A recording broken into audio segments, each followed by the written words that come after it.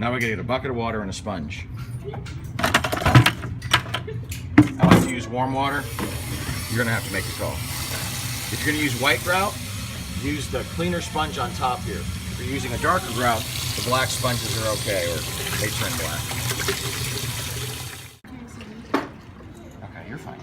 So once you get all the grout off, or most of the grout off, what you're gonna wanna do is get a bucket and a sponge. Now, go over here to the, when you put your sponge in, make sure it's almost completely dry.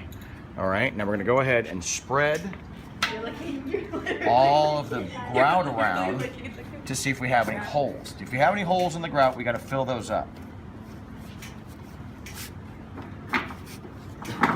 And it's okay if it's gonna get messy, it's gonna get real clean here in a minute. Okay, I've got some holes here. So I get the grout out and I use my finger, that's okay. Get in all the little cracks and crevices that you might have missed with a spatula.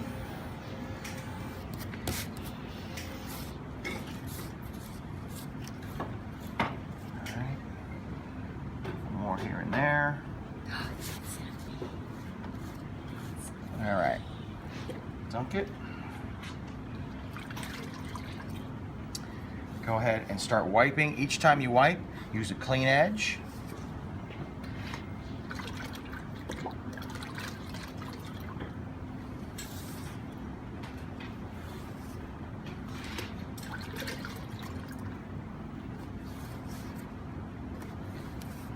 When you get to this point, take your frosting knife and scrape the edges.